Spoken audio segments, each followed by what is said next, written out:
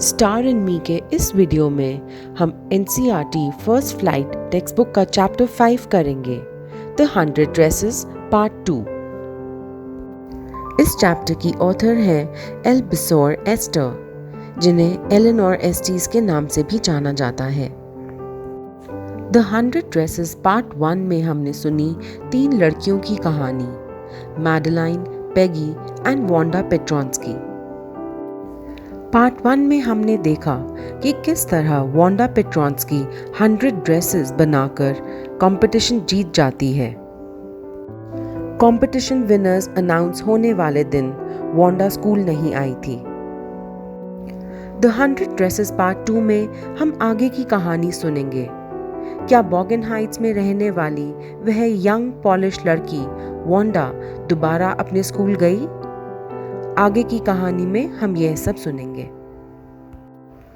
Winners announce होने के बाद क्लास में बच्चे इधर उधर घूम रहे थे। तभी प्रिंसिपल्स ऑफिस से मॉनिटर मिस मेजन के लिए एक नोट लाया। मिस मेजन ने उस नोट को कई बार पढ़ा और गहरी सोच में पड़ गई। फिर तालियां बजाकर उन्होंने बच्चों को शांत किया। Attention class, everyone back to their seat.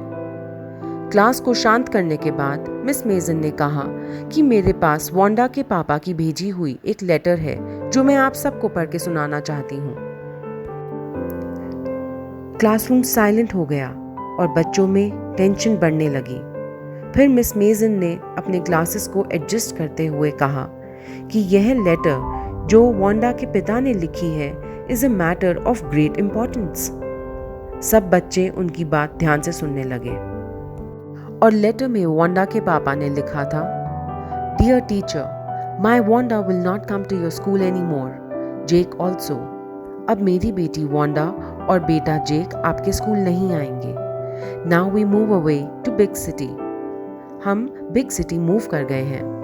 No more Hollapolak, no more ask why funny name, plenty of funny names in the big city. अब उनके नाम का कोई भी मजाक नहीं उड़ाएगा क्योंकि इस बड़े शहर में हमारे वाले नाम जैसे बहुत लोग रहते हैं। Yours truly, Jan Petronski. Letter सुनने के बाद सारे बच्चे एकदम चुप हो गए। अपने ग्लासेस एडजस्ट करने के बाद मिस मेजन हल्की आवाज में क्लास से बोलने लगी, आई एम श्योर कि रूम नंबर 13 में किसी भी बच्चे ने जानबूझकर किसी की फीलिंग्स नहीं हर्ट करी। किसी ने भी पर्पसली या डेलिबरेटली वांडा के नाम का मजाक नहीं उड़ाया जस्ट बिकॉज उसका नाम हम सबसे लंबा है या अनफेमिलियर है। I prefer to think that what was said in thoughtlessness। मैं ये मानना चाहूँगी कि जो भी हुआ वह बिना सोचे समझे हुआ। And I know that all of you feel the way I do.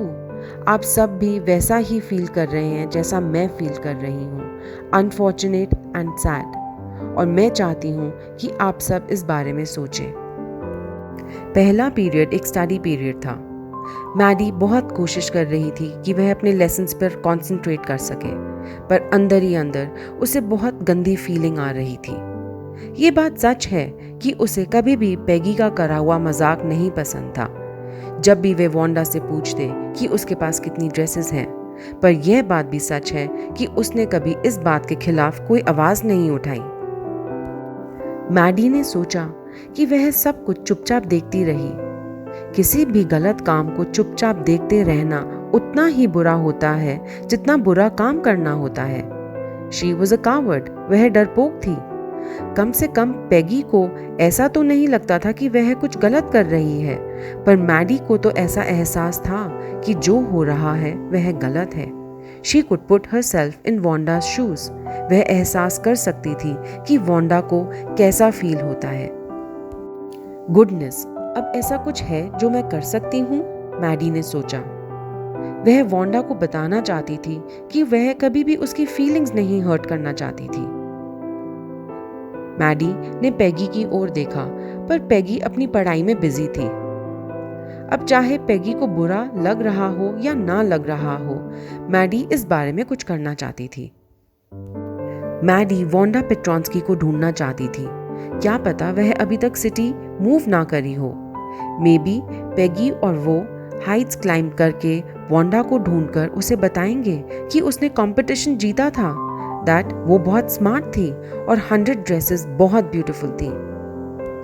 School खत्म होते ही पेगी ने मैडी से कहा कि चलो चल के देखते हैं कि क्या वांडा अभी तक शहर छोड़ के गई है कि नहीं। उसकी आवाज में एक प्रिटेंडेड कैजुअलनेस थी, मतलब वह सिर्फ दिखाना चाह रही थी कि वह कैजुअल थी।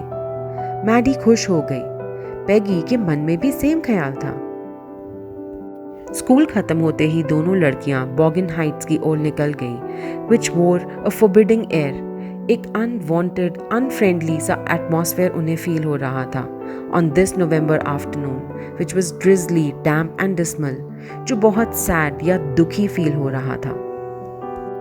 रास्ते में बातें करते हुए पेगी ने कहा, एटलीस्ट मैंने कभी उसे फॉरेनर तो नहीं कहा या उसके नाम का भी मजाक नहीं उड़ाया। मुझे ऐसा लगता था कि वह बहुत ही डम है और उसे कभी समझ ही नहीं आएगा कि मैं उसका मजाक उड़ा रही हूँ, पर देखो कितनी अच्छी ड्राइंग्स बनाती है वांडा। मैडी इस बात पर कुछ ना कह पाई, बस वह अंदर ही अंदर होप कर रही थी कि वह वांडा को ढूंढ ले। वह उसे बताना चाहती थी कि वह कितना सॉरी फील कर रहे थे और पूरा स्कूल सोचता है कि वह कितनी अच्छी वंडरफुल लड़की है। वह उसे कहना चाहती थी कि यहाँ से प्लीज़ मत जाओ, अब हम सब बहुत अच्छा बिहेव करेंगे, और अगर उसके साथ कोई भी बुरा बिहेव करेगा तो वो और पेगी मिलकर उसे लड़ेंगे। दोनों लड़कियां जल्दी जल्दी बॉगिन हाइट्स की ओर जा रही थी और वे चाहते थे कि अंधेरे से पहले वे वहां पहुंच जाएं।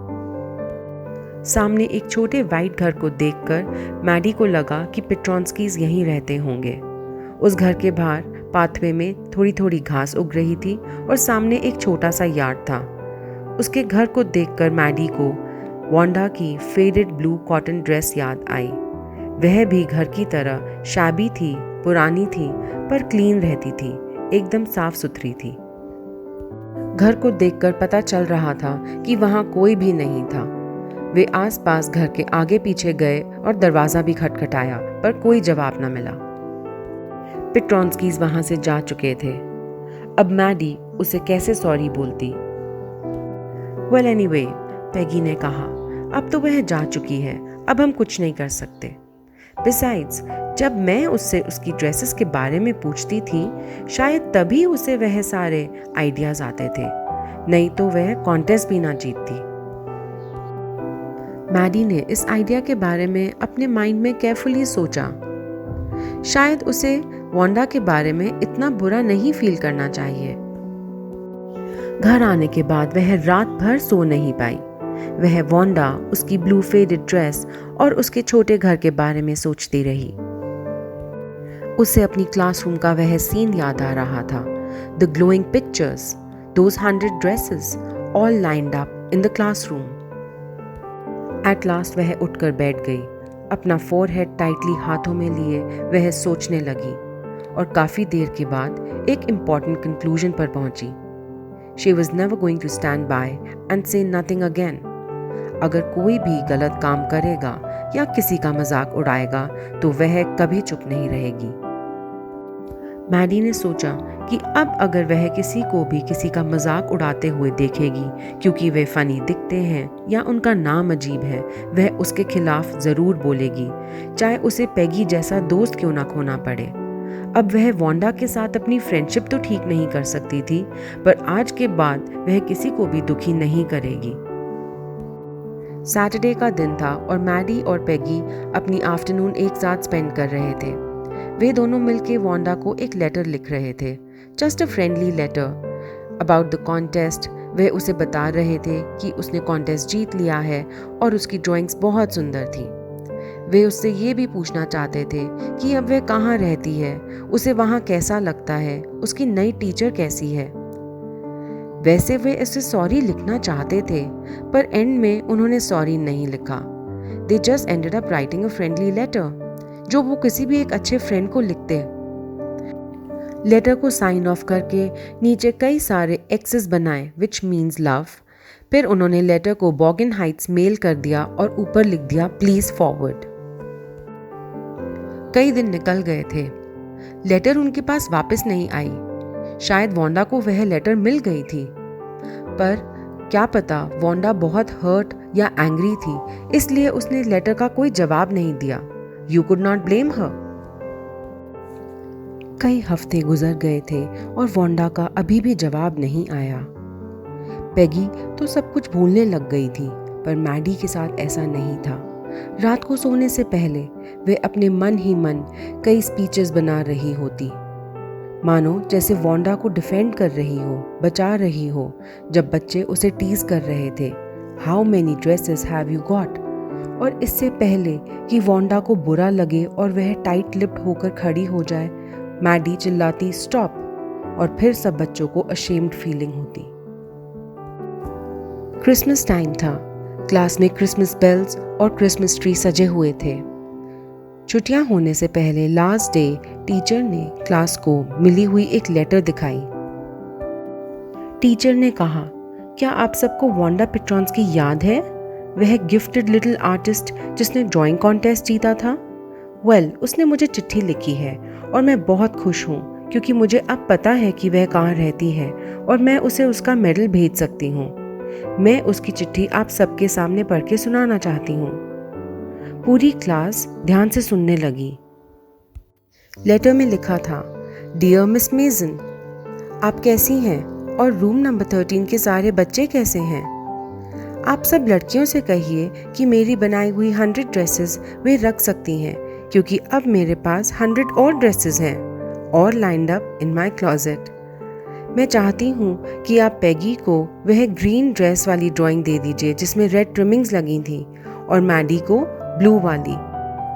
क्रिसमस टाइम आ गया है और मैं अपने पुराने स्कूल को बहुत मिस कर रही हूँ और मेरी नई टीचर आपके जैसी अच्छी नहीं है। Merry Christmas to you and everybody. Yours truly, Wanda Petronski. अपनी अपनी ड्राइंग्स पकड़े मैडी और पेगी वापस घर जा रहे थे। चारों ओर डेकोरेशंस दिखाई दे रही थी। घरों के बाहर रीत, होली की पत्तियां, ग्रोसरी स्टोर्स के बाहर बहुत सारे ट्रीज, कहीं पेपरमिंट स्टिक्स, कहीं कॉर्नुकोपियाज ऑफ शाइनी ट्रांसपेरेंट पेपर, मतलब ढेर सारे ट्रांसपेरेंट पेपर स्ट्रिंग करके टंगे हुए थे। हवा में मानो क्रिसमस की खुशबू थी और रंग बिरंगी लाइट्स शाइन करती हुई स्नो पर रिफ्लेक्ट कर रही थी। रास्ते में वापस जाते वक्त पेगी ने कहा, boy, this shows she really likes us. उसने हमें जो ड्राइंग्स दी हैं उससे पता चलता है कि वह हमें बहुत पसंद करती है। उसे हमारा लेटर भी मिला है और यह उसका कहने का तरीका है कि सब कुछ ठीक है, एंड दैट्स दैट। मैडी ने दुखी मन से जवाब दिया, आई होप सो। मैडी दुखी इसलिए थी क्योंकि अब वह कभी भी वांडा को दोबारा नहीं देख सकती थी और उसे सॉरी कह के अपने रिलेशनशिप को ठीक नहीं कर सकती थी। घर जाने के बाद मैडी ने वांडा की बनी ड्राइंग को अपने कमरे के पिंक फ्लावर्ड वॉलपेपर के ऊपर लगा दिया। उसका बेडरूम जो शैबी दिखता था अब खिल उठा था। मैडी बेड पर बैठकर ड्राइंग को देखने लगी। जब भी वांडा का मजाक उड़ता वह चुपचाप खड़ी रही और देखती रही, पर वांडा हमेशा से उसके साथ अच्छी थी। पिक्चर को देखते देखते उसकी आंखों में आंसू आ गए। फिर जल्दी से उसने अपने आंसू पहुंचे और पिक्चर को ध्यान से देखा। उसकी ड्रेस इतनी विविड थी, इतनी सुंदर थी कि अभी तक उसने पिक्चर में बना चेहरा नोटिस ही नहीं किया था। पर ध्यान से देखने के बाद उसे रियलाइज हुआ कि यह तो उसकी अपनी शक्ल थी। वांडा ने मैडी की शक्ल बनाई थी। एक्साइटेड होकर वह पेगी के घर की तरफ भागी। पेगी के घर पहुंचने के बाद मैडी ने पेगी से कहा, peg, let me see your picture. Peggy ने जवाब दिया, व्हाट्स द मैटर? क्या बात है? वे उसके कमरे में गए जहां वांडा की ड्राइंग उल्टी पड़ी हुई थी। मैडी ने उस ड्राइंग को ध्यान से उठाया। Look, she drew you, that's you, Maddie ने कहा। उस पिक्चर में चेहरा एकदम पेगी जैसा था। पेगी ने जवाब दिया, व्हाट डिड आई से? मैंने कहा था ना, वह हमें बहुत पसंद करती है। यस, शी मस्ट हैव, रोते रोते मैडी ने जवाब दिया। पलक झपकते हुए और आंसू पोंछते हुए वह वांडा के बारे में सोच रही थी। वांडा अकेले उस सनी स्पॉट में स्कूल के यार्ड में खड़ी हुई, लुकिंग स्टॉलिडली। बिना रिएक्ट करे वहाँ खड़े हुए बच्चों को देख रही और वहाँ से वॉक ऑफ करती हुई कहती, sure 100 of them all lined up. मेरे पास 100 ड्रेसेस हैं, सब लाइन से लगी हुई।